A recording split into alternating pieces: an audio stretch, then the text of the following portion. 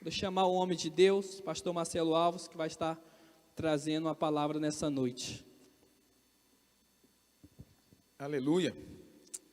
A graça e a paz do Senhor Jesus, a todos os irmãos que estão conectados hoje pelas redes sociais, para estarmos juntos compartilhando a palavra do Senhor, porque acreditamos que ela é a nossa única base para podermos ter sustentabilidade em um tempo tão difícil, em um tempo tão absurdo, podemos dizer assim, tão inesperado no aspecto de que é a primeira vez que acontece nessa proporção, tamanho isolamento, tamanho controle social, e nós temos dentro de nós uma firme esperança de que, embora os tempos para o mundo se tornem cada vez piores, nós, a igreja do Senhor, estamos guardados nele, nós estamos introjetados dentro da arca. A arca é o Senhor e nós, os seus filhos, a igreja, estamos seguros, estamos guardados nele em segurança. É o que nós cremos para a glória de Deus. E nós estamos em uma guerra, por isso a palavra que eu quero compartilhar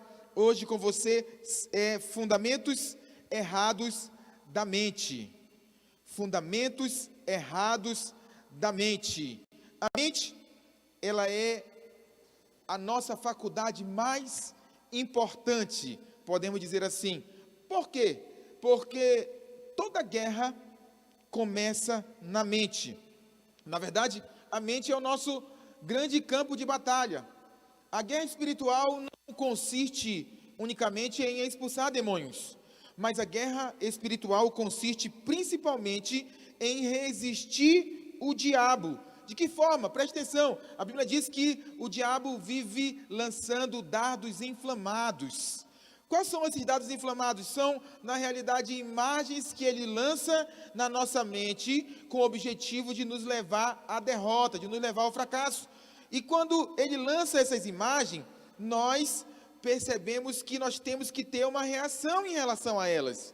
Eu gosto de um ditado que diz que nós não podemos impedir que um passarinho pouse na nossa cabeça, mas nós podemos impedir sim que ele faça um ninho na nossa cabeça. O que significa isso? Pensamentos vêm e são imagens que o diabo lança, mas nós não podemos deixar que essas imagens habitem em nossa mente, porque elas têm o poder, acredite você, de dominar toda a nossa vida e de nos fazer pessoas que vivem em constante angústia. Esse é o motivo pelo qual muitos irmãos, infelizmente, mesmo sendo cristão, mesmo estando na igreja, mesmo estando envolvido, infelizmente vivem dias de angústia e não sabem o motivo, muitas vezes.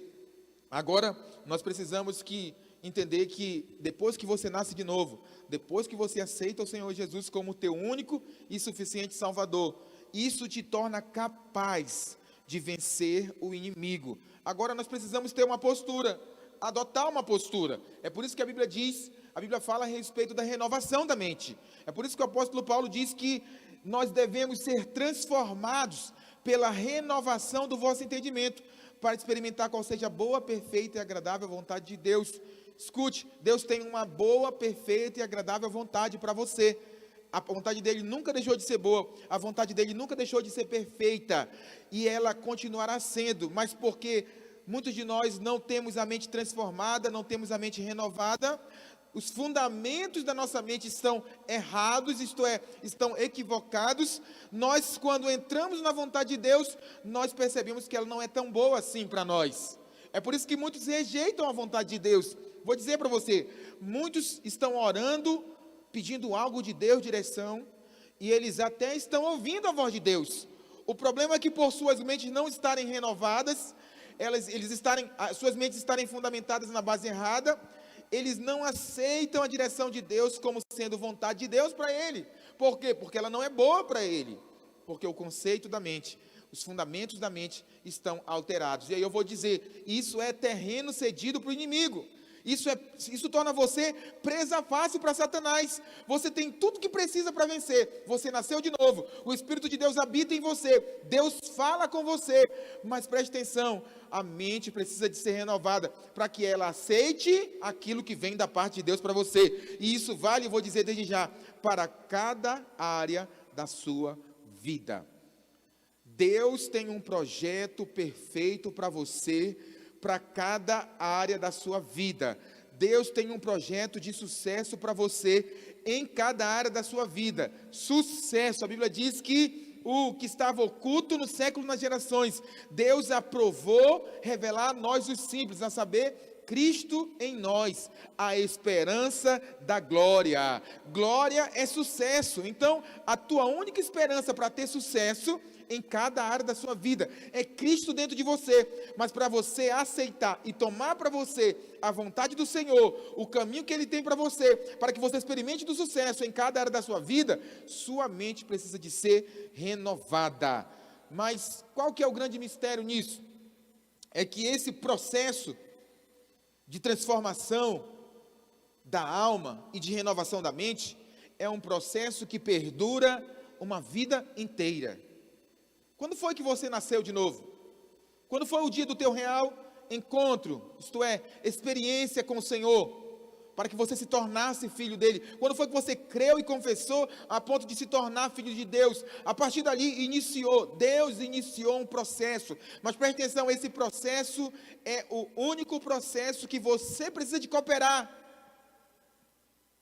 Você precisa de ter uma postura, e é disso que nós vamos falar nessa noite. Esse processo dura a vida inteira, mas infelizmente tem gente que fica retardado no processo.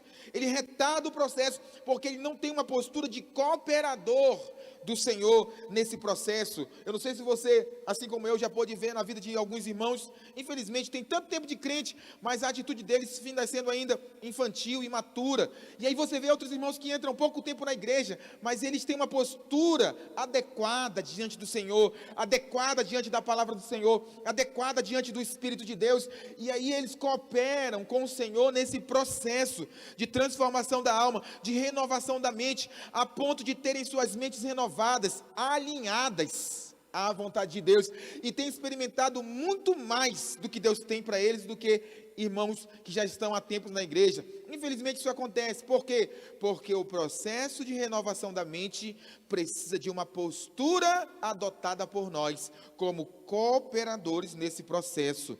Eu espero que os irmãos até aqui estejam me entendendo. Então, o primeiro fundamento errado em nossa mente, que o diabo se utiliza disso para que você não experimente do melhor de Deus na sua vida, são as imagens erradas. Existe uma sequência na nossa mente que são imagens, pensamentos, palavras e ações. Vou repetir para você: imagens, pensamentos, palavras e ações. Quando você recebe uma imagem na tua mente, e aqui nós estamos falando diretamente de imagens que o diabo lança, dardos inflamados. Quando você não resiste a essa imagem, ela se torna pensamento seu. Ela vai tomando conta dos seus pensamentos. E aí, porque ela toma conta dos seus pensamentos, aqueles pensamentos começam a gerar palavras que saem da sua boca.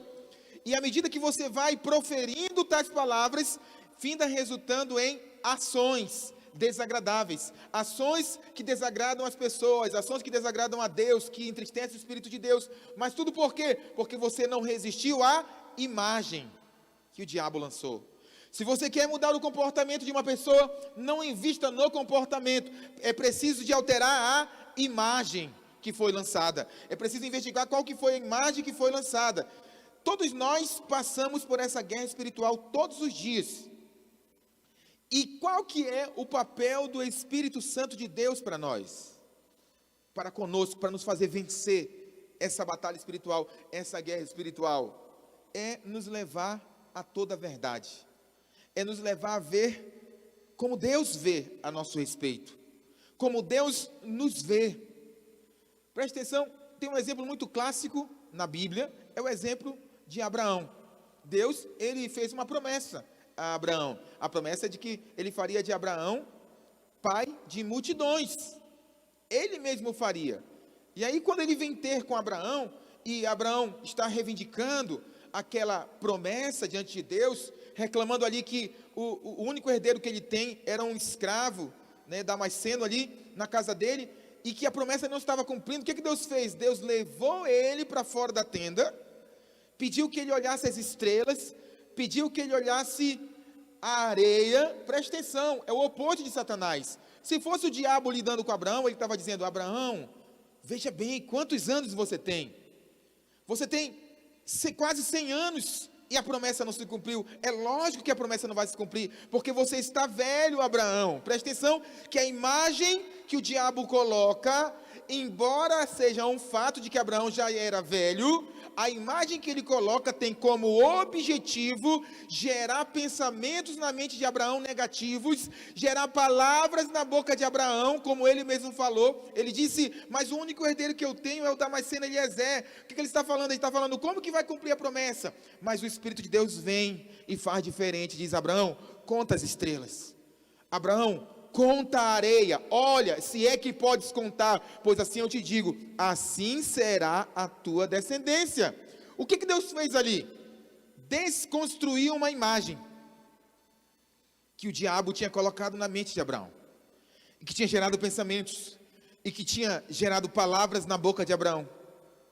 Ele estava desconstruindo e colocando uma outra imagem, a imagem de alguém que de fato seria pai de multidões. Por que Deus se importa com as imagens da nossa mente? Preste atenção, há uma tendência em nós, em relacionarmos com a imagem.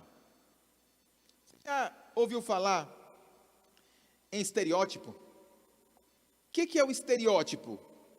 É quando nós definimos algo a respeito de uma classe de pessoas. Nós definimos algo. Por exemplo, você de repente é um jovem solteiro, e aí você ouve todo homem casado dizendo: poxa, toda mulher é chata. Isso é um estereótipo. E aí você casa e entra no teu casamento considerando que é um fato que tua mulher é chata. E aí o que você tem dentro de casa? Uma mulher chata. Mas isso é apenas um estereótipo. Configurou-se que a classe feminina é chata, e você creu nisso, e aí relaciona como se fosse. Por quê? Porque uma imagem foi gerada na sua mente. Isso é estereótipo. Nós temos uma tendência de relacionar. Só que isso é um grande problema, porque o diabo é o pai, o rei do estereótipo, o rei do preconceito. Ele não permite que você experimente antes de julgar dentro da tua mente o teu próximo. E aí você tem problemas de relacionamento por causa disso. E isso piora, isso agrava quando isso diz respeito a Deus, porque você considera Deus de uma forma, e aí acha que está relacionando com Deus, na verdade não está. Está relacionando com o estereótipo errado de Deus, com o preconceito gerado pelo diabo na sua mente a respeito de Deus. E nós mesmos, como pregadores, infelizmente fazemos muitas analogias, e até errôneas, porque na verdade não existe na terra uma analogia que dê para comparar Deus de fato. Por exemplo, quando nós chamamos Deus de Pai, a nossa mente instantaneamente começa a extrair, ainda que inconscientemente, ela procura extrair as características de Pai que você tem, que nós temos, os conceitos de Pai que nós temos. E aí, quando nós comparamos o nosso Pai celestial com o Pai terreno, todos nós tivemos experiências negativas com nossos pais. Não existe um pai na terra que dê para comparar com o Pai celestial. Então, entendeu? Aqui nós temos um problema, porque isso significa que muitos de nós podemos estar relacionando com Deus na perspectiva equivocada, no fundamento errado a respeito de Deus. Você vê isso claramente na vida, na parábola dos talentos, na vida daquele servo, que a Bíblia diz que ele é o servo mau e negligente. Vou ler apenas o versículo 24 do texto. A parábola se encontra no capítulo 25 do livro de Mateus. O texto diz assim: chegando por fim, o que recebera um talento, disse: Senhor, sabendo que és homem severo, e que ceifas onde não semeastes, e ajuntas onde não espalhastes. Olhe para cá. O texto não diz: Senhor, eu pensava que tu eras. O texto não diz: Senhor, Podia ser que tu fosse, e aí eu agia assim. Não, o texto diz, eu tinha convicção que o Senhor era assim. Preste atenção que havia uma convicção no coração daquele servo. Aquele servo não era um servo hipócrita, porque ele não estava fingindo. Aquele servo não era um servo, como eu posso dizer, que estava indo contra aquilo que ele cria. Não, muito pelo contrário, as ações dele estavam completamente alinhadas com o que ele cria, com a perspectiva que ele tinha a respeito de Deus.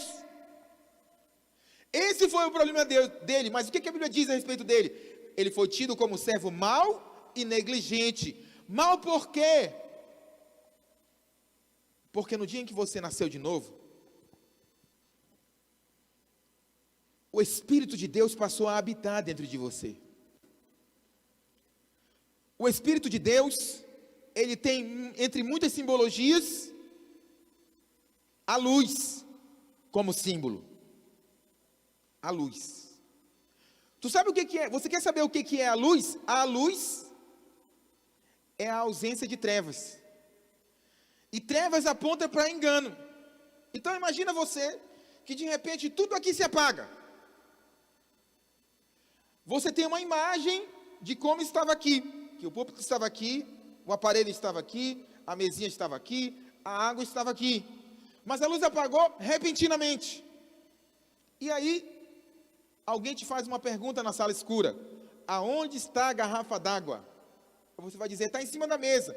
Aí a voz pergunta, aonde está a mesa? Me mostre, me leve até a mesa. Aí você vai tentar apalpar a coisa com base naquilo que você tinha na mente. E aí quando você começa a errar, de repente vem alguém e acende a luz novamente. Esse é o papel do Espírito Santo. A Bíblia chama o Espírito Santo de Espírito da verdade, que nos conduzirá a toda verdade. Existe uma filosofia uma filosofia sofista, na verdade, de que a verdade pode ser qualquer verdade, desde que se tenha argumento para provar que é verdade. Pensa num negócio diabólico. Eu vou dizer, a verdade só é uma. A verdade, inclusive, é uma pessoa. O nome dela é Jesus. Foi ele que disse, eu sou o caminho, eu sou a verdade, eu sou a vida. Não caia nesse besterol de que porque você adquiriu alguns conceitos e aprendeu alguma coisa, ainda que seja da própria Bíblia, você já detém a verdade. Não, persiga a verdade, busca a verdade, e você tem um ajudador paracleto, chamado Espírito Santo, Espírito da verdade, para te conduzir a toda verdade. Por isso, se existe alguma área na tua vida, na tua mente, que está com o fundamento errado, com imagens erradas, obscurecida, sob trevas, busque a Ele, chame a Ele. Ele é a luz para te mostrar a perspectiva certa a respeito de Deus e a respeito de você mesmo. Então, quando essa imagem é comprometida, tudo passa a dar errado na nossa vida. Quando você estiver passando por algumas coisas na sua vida, que você não entendeu o porquê, acredite, Deus está querendo corrigir alguma imagem que está equivocada.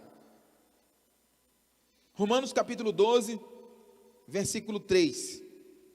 O texto diz assim, porque pela graça que me foi dada, digo a cada um dentre vós, que não pense de si mesmo além do que convém, antes pense com moderação, segundo a medida da fé que Deus repartiu a cada um. Provérbios capítulo 23, verso 7 diz, porque, como imagina em sua mente, assim ele é. Amém? Olhe para cá. O texto de Romanos fala de fé. O que é a fé?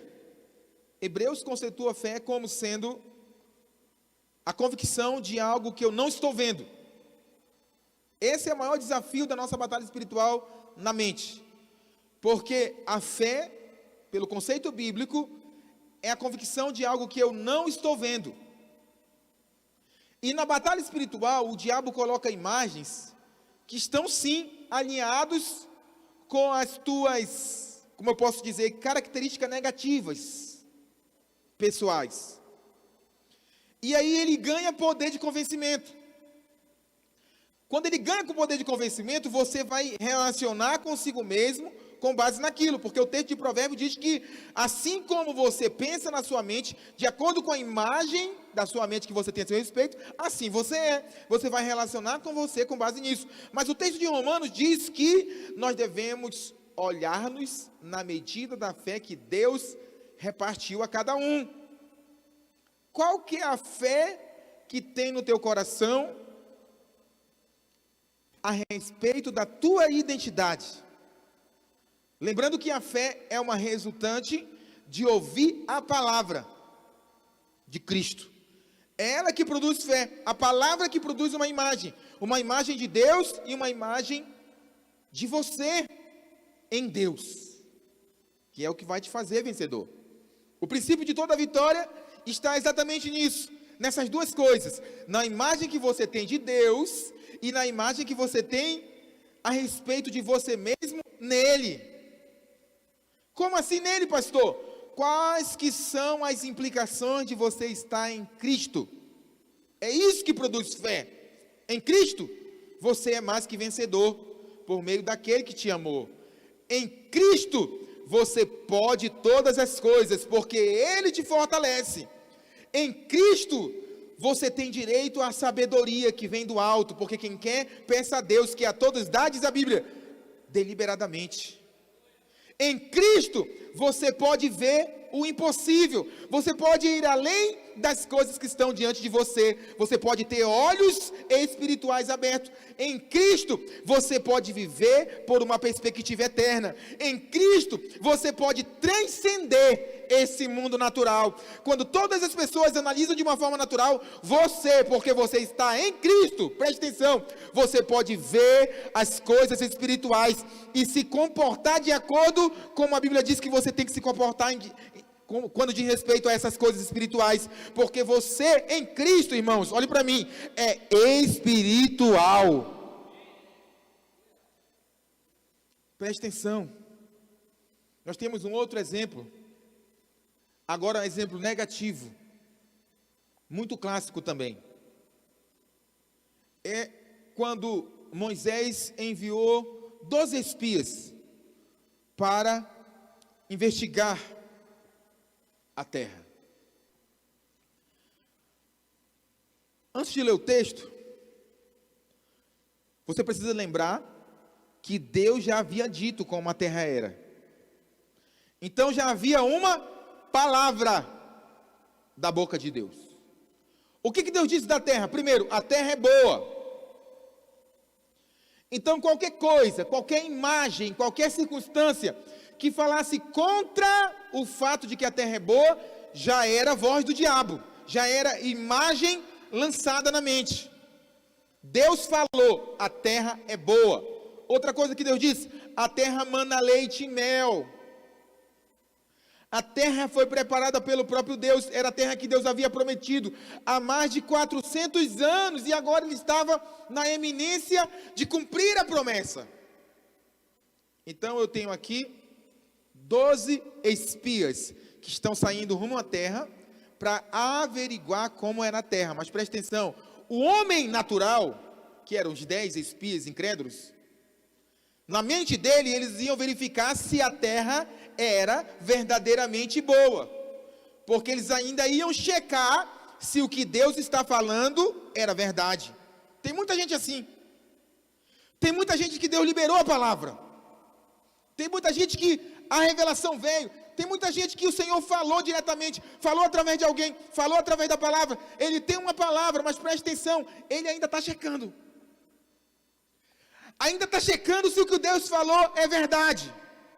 E aí o diabo sabe disso, aí o diabo lança circunstância, lança uma imagem, para contrapor o que Deus falou.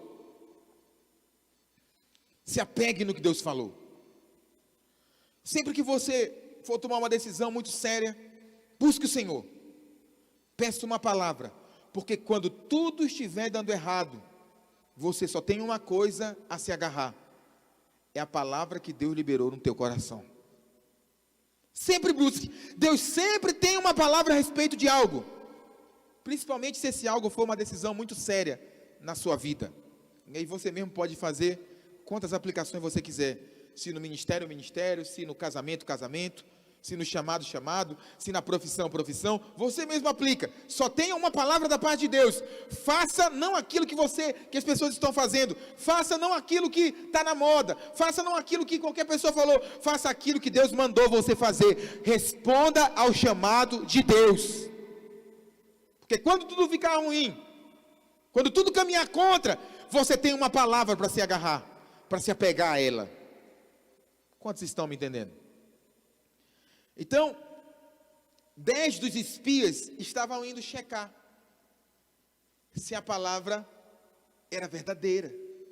Esses são os incrédulos. Era povo de Israel? Era povo de Israel. Eram cristãos aqui? Eram cristãos. Eram crentes? Eram crentes. Mas eles não se agarravam à palavra. Muito pelo contrário, eles nem se lembravam da palavra. Mas tinha no meio deles 2. Por isso eram 12. Homens de fé. Josué e Calebre. Você conhece a história. Mas qual que foi a visão dos 10 espias incrédulos? Números capítulo 13, versículo 33. O texto diz assim: também vimos ali, presta atenção que eles estão olhando por vista, vimos ali os gigantes, os filhos de Anak, são descendentes de gigantes, e éramos aos nossos próprios olhos como gafanhoto, e assim também o éramos aos seus olhos.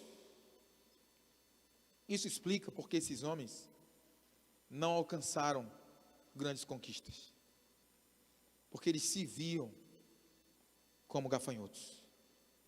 Eles se viam. Eu não sei se você em algum momento teve curiosidade de ver a forma de buscar, de investigar na Bíblia, a forma como Deus fazia o povo de Israel vencer as batalhas.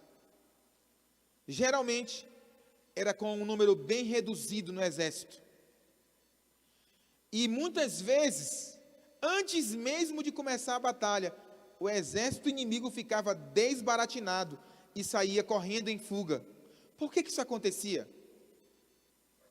Porque Deus colocava um olhar no inimigo de grandeza em relação ao povo de Israel. Então, o exército inimigo via o exército de Deus como algo muito grandioso e por isso o temia.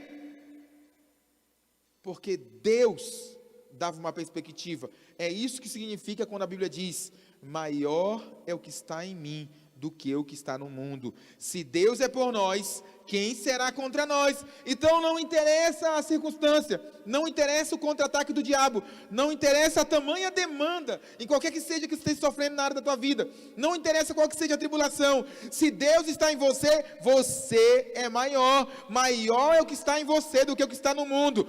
Se Deus é por você, meu irmão, meu amigo, quem será contra você? Nem o diabo, nem tribulação, nem angústia, nem perseguição, nem fome, nem perigo, nem espada, nem a nudez, nem qualquer outra criatura pode te separar do amor de Deus que está em Cristo Jesus, o nosso Senhor. Mas é a perspectiva que você olha. Eles se viram como algo insignificante, eles se viram como gafanhotos, como insetos, eles se viram como miniatura. Você é um gigante em Deus, você é grande. Tudo que você for fazer, faça no nome de Jesus. Sabe por quê? Porque o diabo reconhece o nome de Jesus. O diabo reconhece a grandeza do nome de Jesus, porque está escrito no livro de Filipenses: pelo qual Deus também o exaltou sobremaneira, que lhe deu o nome que está acima de todo nome, a qual diante desse nome todo joelho se dobrará, nos céus, na terra e embaixo da terra, inclusive os joelhos do demônio, o joelho do diabo tem que se dobrar diante dele, para a glória de Deus Pai. Ele é grande, o nome dele é grande, tudo que você for fazer, faça no nome de Jesus, faça chamado por Ele, faça, porque se você for no nome dEle, o inferno tem que reconhecer que o grande da história é você, porque você veio em nome dEle. Mas esses 10 espias se enxergaram fora de Cristo, e aí por isso se enxergaram insignificantes. Se te falta fé para crer nisso, vou te dar aqui um exemplo básico. Você quer saber o valor das coisas?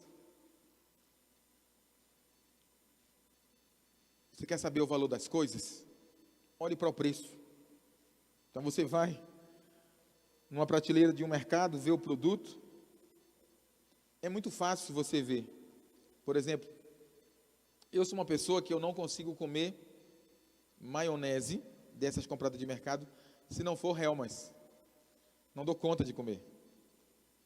Eu não sei se você no teu paladar consegue fazer a distinção dos 2 sabores. Eu não dou conta de comer. E até se alguém fizer uma maionese e não colocar Hellmann's nela, eu posso até dizer que está gostoso, mas é só para agradar. Porque só tem uma maionese saborosa, dessa de mercado, claro, não estou falando da caseira. É Hellmann's. Aí você vai no mercado, aí tem uma fileira ali, um número, não vou nem falar o nome aqui para não parecer que eu estou fazendo propaganda aqui. Uma variedade enorme. Uma é 1,25, outra é 1,15, outra é 1,2, outra é 1,12. Mas Hellmann's não, Hellmann's é R$5. A menor embalagem, o menor frasco, o frasco mais fajuto que tem, Hellmann's é R$5 no mínimo. Por quê? Porque Hellmann's. Estou brincando. Porque é o que tem valor, é o que se valoriza, é o preço que se paga que diz o valor das coisas. Quer saber o valor teu? Olha para o preço que está na prateleira. Pastor, eu não estou na prateleira. Claro que você não está. Alguém já foi e já pagou o preço por você. Já te comprou da prateleira. Sabe qual era o preço que estava? O salário do pecado é a morte. Foi por isso que Jesus veio, para morrer a tua morte, para que você vivesse a vida dele. Ele disse para você, eu vim para que você tenha vida, e vida em abundância. Esse foi o preço, ele pagou com a própria vida dele, ele morreu a sua morte. Sabe o que significa uma vida em abundância? Não é só você subsistir nessa terra. Uma vida em abundância é uma vida feliz. O que está faltando para você ser feliz? Vou dizer, se você ainda não é feliz, é ter a perspectiva certa de quem você é em Jesus. Do que significa você estar nele? Significa que ele pagou o preço, derramando todo o sangue dele na cruz do Calvário, só para ter você. É esse o preço que você vale, e o diabo sabe que você vale esse preço, e o diabo sabe que ele já pagou por você, e que ele já te comprou, preço de sangue. Você é a joia mais cara que tem no universo. Simples assim. São dias de vitória para você. Deus tem dias especiais para você. Viu o testemunho dos irmãos? Tem muita gente perdendo emprego. Os que têm a perspectiva certa estão recebendo emprego. Deus tem algo bom para você. Deus tem uma porta aberta diante de você nesses dias. Vou aproveitar para contar um testemunho meu aqui. Vou contar até para os irmãos aqui. Estava conversando com o Rafael outro dia sobre financiamento de casa. E você sabe, no final do ano nós temos a prática de entregar nossas primícias na virada do ano, na igreja. E eu escrevi algumas coisas no envelope que eu achava assim, Rafael, surreal acontecer. Eu botei assim um montão de coisa mesmo que era para desafiar mesmo. Dentre elas, uma é a colação de grau da minha esposa, né? Em nome de Jesus, no final do ano ela vai estar colando grau. A minha era ter os 2 períodos da minha faculdade, da faculdade que eu estou fazendo, concluídos e pagos, então estou fechando o primeiro, já praticamente passei, eu peguei 4 9s e 2 10, diga-se de passagem, e já estão pagos. Aí eu coloquei outras coisas, eu disse para Deus que eu queria estar dentro da minha casa própria, esse ano. E aí surgiu uma oportunidade abençoada de adquirir um terreno. E essa semana eu consegui o financiamento da minha casa. O dinheiro vai ser disponibilizado daqui a 2 meses. E antes do final do ano eu vou estar dentro da minha casa. Sabe? E eu fui lembrar que eu escrevi lá no envelope. Isso sem falar que Deus ainda me deu um carro. Nesse tempo. Preste atenção, irmãos. Não diz respeito a bens. Não diz respeito às coisas. Diz respeito à perspectiva que você tem dele.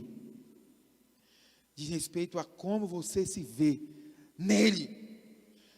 Diz respeito ao quanto você sabe do que significa estar nele. Você é o maior. Você é simplesmente o melhor. O melhor. Por quê? Porque você é a joia mais cara. E que o mais rico desceu para pagar o preço por essa joia mais cara. Ele pagou um preço de sangue por você. Você não vale menos que isso. Quando você aceita o argumento do diabo e vive uma vida prostrada, introspectiva, você está diminuindo o preço que Jesus pagou por você. Viva com base no preço que Ele pagou por você. Foi o preço mais caro que alguém pode pagar por alguma coisa. Você tem validade para Deus. Você é valioso para Deus. Outro fundamento que o diabo usa na mente para te derrotar são lembranças do teu passado. O diabo sempre vai usar algo, presta atenção, isso é a psicologia que diz. Se eu quero ajudar um cidadãozinho aqui, eu tenho que checar o que aconteceu no passado dele. Sabe por que nós não podemos incorrer no erro de trazer a psicologia para dentro da igreja? Porque para Deus não interessa o passado. Se o cidadão no passado só mentiu, Deus salva ele. Se no passado o cidadão matou, estuprou, esfaqueou, assaltou, explodiu o banco, não interessa, do mesmo jeito, Deus salva ele. Simples assim. Enquanto a ciência só pode ajudar a se investigar o que aconteceu antes. Para nós o que interessa é o que está diante de nós. Sabe o que está diante de nós? O prêmio da soberana vocação de Deus. Filipenses capítulo 3, verso 13, Paulo diz isso: irmãos, quanto a mim, não julgo ao vê-lo alcançado, mas uma coisa faço, esquecendo-me das coisas que ficam para trás, avançando para as que estão adiante de mim. Existem muitas coisas boas de Deus para você experimentar. Por que muitos não experimentam? Porque eles estão agarrados a uma imagem. Eles estão presos a uma imagem do passado, algo que aconteceu, e aquele tempo, e eu sofri, e o abuso sexual que eu sofri, e a perda que eu tive do ente querido, e meu filho que morreu. Eles estão presos, adiante de ti. Deus tem coisas boas, Deus tem pensamentos bons, Deus tem pensamentos, são pensamentos de paz e não de mal, para dar a você o fim que você deseja. Mas não está atrás. E o diabo fica pegando imagens do teu passado e trazendo para a tua mente hoje. E você fica relacionando com essas imagens que tornam a tua vida atrasada.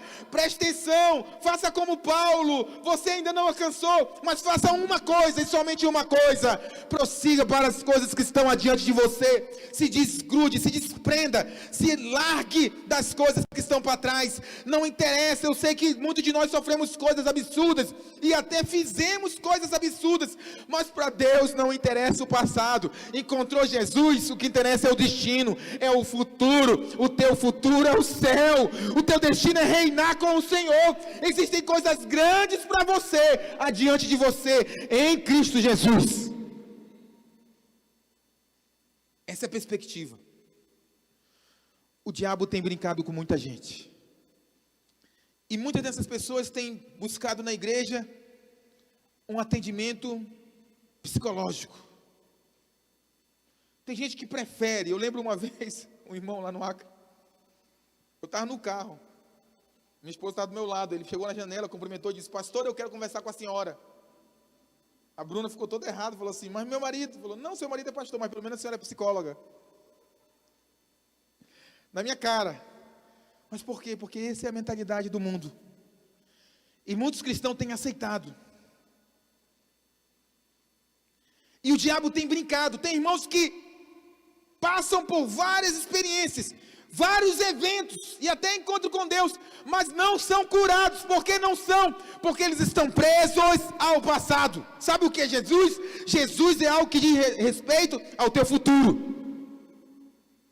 Sabe o que é o diabo? É algo que diz respeito ao teu passado. Toda vez que você se prende ao passado, eu vou dizer, você está preso a ele, ao diabo. E ele utiliza-se dessas imagens, dessas coisas que aconteceram, que você sofreu ou fez no passado. E você fica a tua vida atrasado, não rompe, não vence, não conquista. Por quê? Porque está preso. Mas em Cristo, tudo que tem de bom para você, está diante de você. Busque isso, siga para o prêmio da soberana vocação de Deus, em Cristo Jesus, o teu Senhor. Terceiro fundamento, é uma mente passiva. Filipenses capítulo 4, verso 8, diz assim: finalmente, irmãos, tudo que é verdadeiro, tudo que é respeitável, tudo que é justo, tudo que é puro, tudo que é amável, tudo que é de boa fama, se alguma virtude há e se algum louvor existe, seja isso que ocupe o vosso pensamento. O que Paulo está dizendo? Você deve encher o teu pensamento. Mente vazia, oficina do diabo. Isso é verdade. Paulo está dizendo que você tem que ocupar. Viu que algo é respeitável? Coloca na sua mente. Viu que algo é verdadeiro? Coloca na sua mente. Viu que algo é justo? Coloca na sua mente. Viu que tem boa fama? Traga para você. Se houver alguma virtude, e se tiver algum louvor, traga para você. E aí você ocupa a sua mente. Por que você acha que essas religiões ocultistas, elas sugerem que você fique com a mente estável, suspensa? E eles dizem nas sessões espíritas: não pense em nada nesse momento, esvazie sua mente. Não é essa a frase? Sabe por quê? Porque quem usa a mente vazia é o diabo. Cristão que é cristão, ele se posiciona. A palavra da verdade existe para você se posicionar, para você tomar a posição. Jeremias capítulo 29, verso 13, te dá uma postura que você deve tomar em relação ao Senhor, para poder alcançar a vitória. Buscar-me-ei e me achareis, quando me buscardes de todo o vosso coração. Lucas capítulo 11, verso 9 diz: por isso vos digo, pedi e dá-se-vos-á, buscai e achareis, batei e abre-se-vos-á, pois todo que pede recebe, todo que busca encontra, e todo que bate, abre-se-lhe-á. Tudo tem ação. Tudo na vida cristã, para se vencer, tem ação. Nós falamos muito de descansar em Deus, mas não confunda descansar em Deus com passividade. Se você emprestar a tua mente ao diabo, ele vai te derrotar. Encha a sua mente com as coisas que vêm do alto, porque você é cidadão do alto. Uma postura. A Bíblia nos propõe uma postura. Aleluia. Quarto e último fundamento, que o diabo se aproveita para ganhar terreno na sua mente, são confissões erradas. Como eu falei no começo, imagem, olha a sequência: imagem, pensamentos, confissões. Quantas vezes você tem aberto a boca para liberar palavras que até estão alinhados com o que está acontecendo ao teu redor, que até tem concordado com coisas que de fato são fatos, tribulações, mas você tem aberto a boca. Preste atenção, ainda que algo seja fato, se não estiver alinhado com a verdade, não é verdade. Eu sei que isso é difícil porque, às vezes, as coisas circunstanciais, elas têm cheiro. Você pode tateá-las, você pode relacionar com elas, e aí tudo entra em crise por causa disso, mas preste atenção, ainda assim, se não estiver alinhado com a palavra de Deus, não aceite para você, não abra a boca para concordar com elas. Abra a boca somente para concordar com o que o Senhor falou para você. Lembra da tentação que Jesus sofreu? Ele estava no batismo, João Batista tinha acabado de batizá-lo, ele saiu das águas, um raio, uma luz desceu sobre ele, o Espírito Santo pousou sobre ele como pomba, e uma voz ecoou dizendo do céu: esse é o meu filho amado, em quem tenho prazer. O texto diz: e o Espírito levou Jesus ao deserto para ser tentado pelo diabo, e apresentando-lhe o tentador, disse o quê? Você lembra disso? Ele disse: olha, se você é filho, transforma a pedra em pão. Só que Jesus já tinha uma convicção. Naquela hora era a voz do diabo, mas ele tinha ouvido outra voz. O diabo tem te oprimido e tem usado circunstâncias da tua própria vida para te atacar, e você tem aceitado a opressão do diabo. Mas se você, assim como eu, é filho de Deus e teve uma experiência com o Senhor, em algum momento você ouviu a voz do céu dizendo: ei, você é meu filho. A questão não diz respeito a qual voz você está ouvindo. A questão diz das vozes que você ouviu, a qual delas você vai se apegar.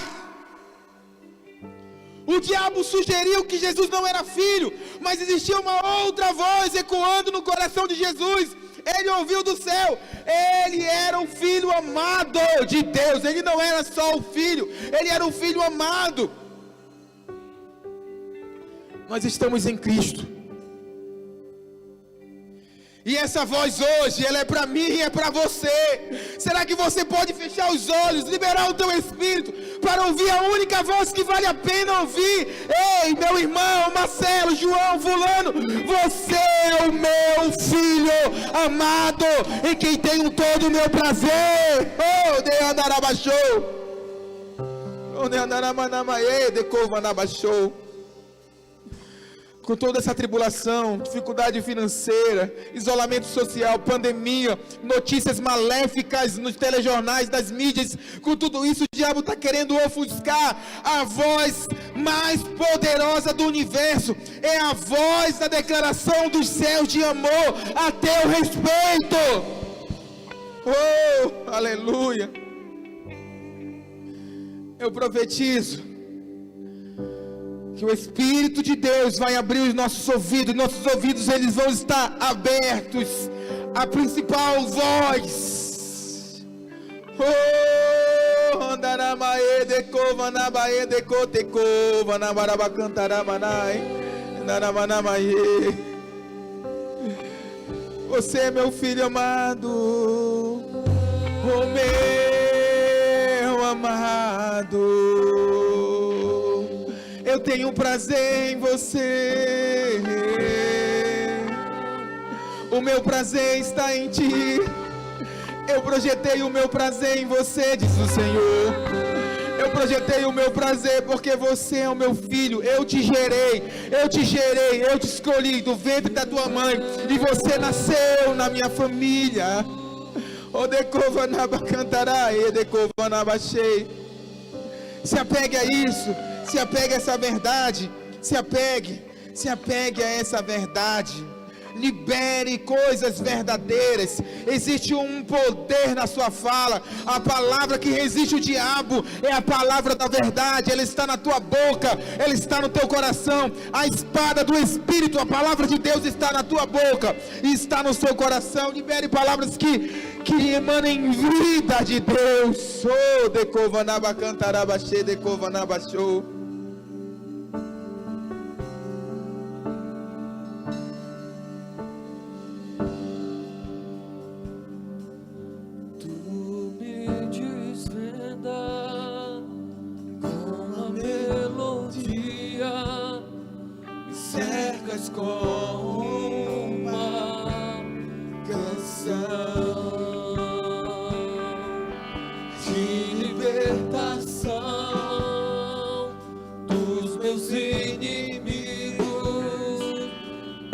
todos os meus dias se vão.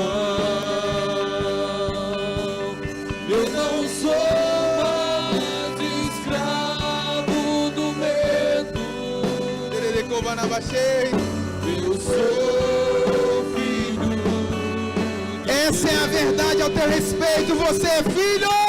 Eu sou mais escravo do medo.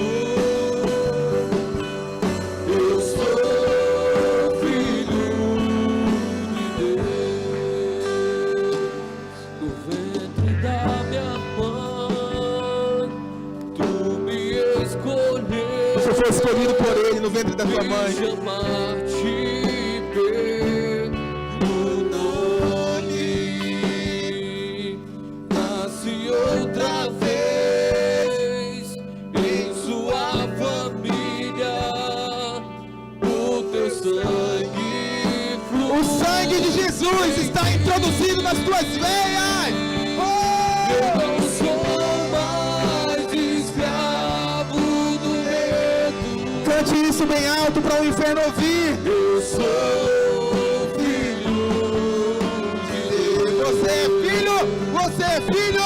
Eu não sou mais escravo do medo. Eu sou filho de Deus. Declara o Senhor bem forte.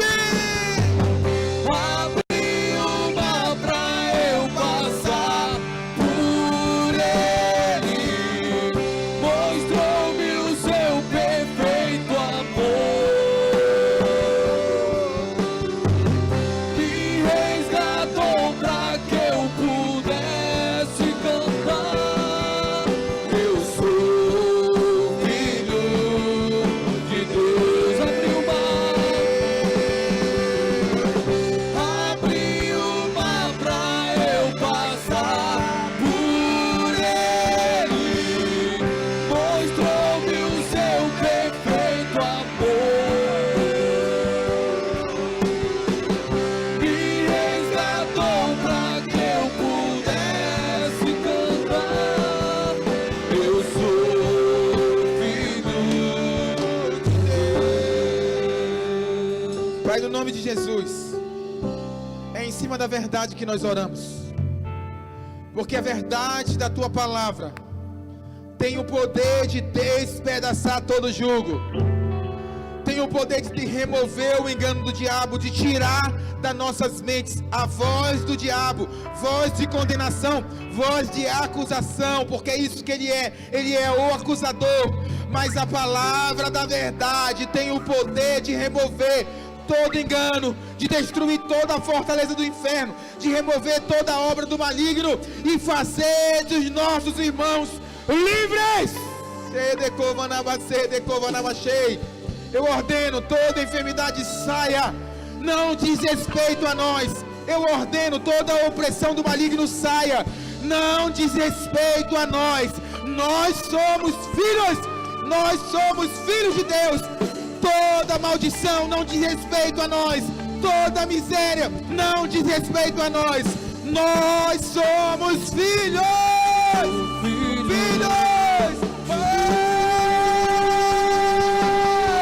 Eu sou filho de Deus. Eu sou filho de Deus.